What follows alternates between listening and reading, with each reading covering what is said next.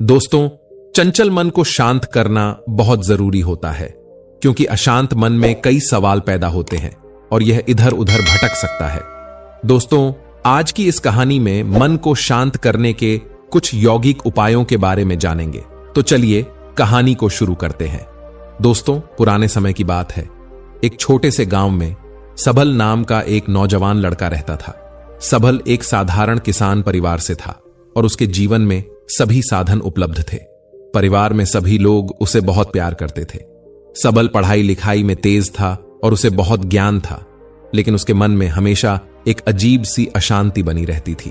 उसे जीवन में कुछ कमी महसूस होती थी, मानो वह अंदर से खुश नहीं था। सबल के जीवन में सब कुछ होने के बावजूद वह हमेशा उदास और चिंतित रहता था। उसने कई बार अपने माता पिता से पूछा, हमारे पास सब कुछ है, फिर भी मैं खुश क्यों नहीं हूं? माता पिता ने उसे समझाने की कोशिश की कि खुश रहना एक आंतरिक अवस्था है और यह बाहरी चीजों पर निर्भर नहीं करता, लेकिन सबल इस बात को समझ नहीं पाता था। गांव के बड़े बुजुर्गों ने भी उसे कई बार समझाने की कोशिश की, लेकिन उसकी बेचैनी और उदासी खत्म नहीं हुई।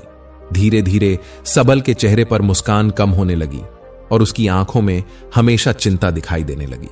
एक दिन गांव में एक संत का आगमन हुआ, जिन्हें लोग बाबा आनंद के नाम से जानते थे। बाबा आनंद एक जाने माने साधु थे, जो अपनी आंतरिक शांति और खुशी के लिए प्रसिद्ध थे। उनका चेहरा हमेशा शांत और प्रसन्न रहता था और उनकी आंखों में एक अद्भुत चमक थी, जो किसी को भी मंत्रमुग्ध कर देती थी। गांव के लोग बाबा आनंद के पास अपनी समस्याओं का समाधान पाने के लिए आते थे। उन्होंने सुना था कि बाबा आनंद की बातें और उनके उपदेश जीवन में शांति और खुशी लाते हैं।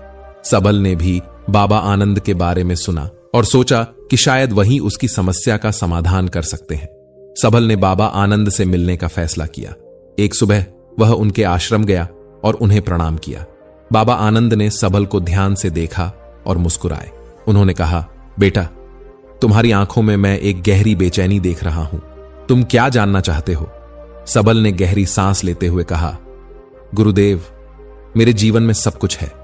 मेरे पास अच्छा परिवार है, अच्छे दोस्त हैं, खाने पीने की कोई कमी नहीं है, लेकिन फिर भी मैं खुश नहीं हूं। मुझे हमेशा एक अजीब सी उदासी घेरे रहती है। मैं समझ नहीं पा रहा हूं कि ऐसा क्यों है।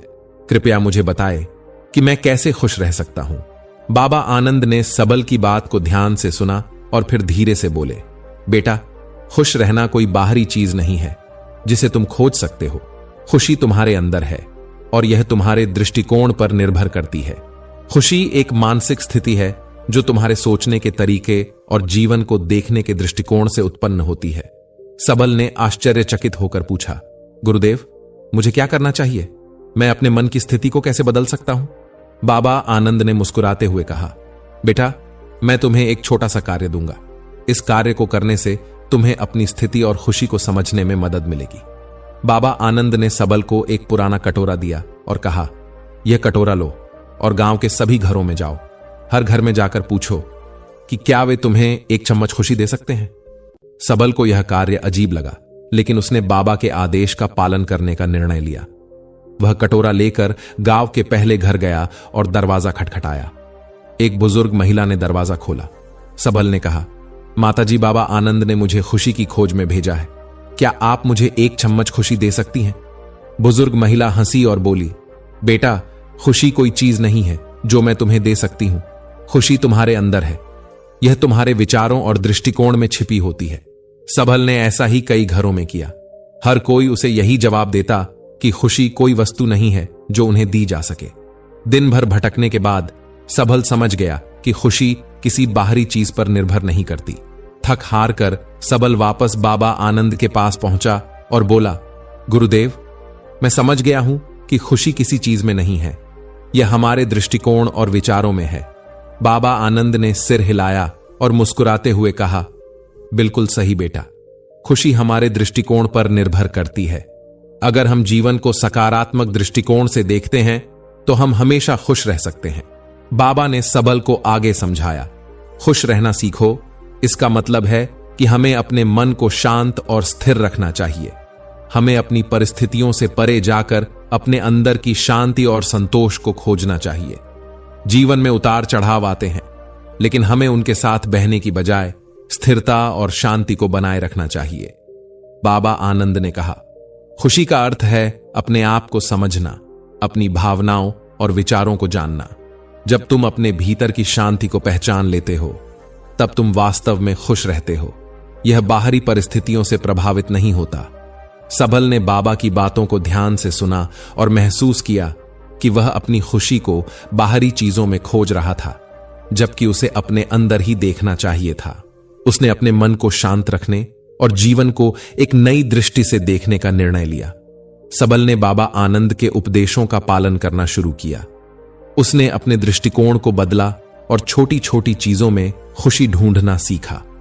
वह हर दिन ध्यान करने लगा और अपने मन को शांत रखने की कोशिश करने लगा।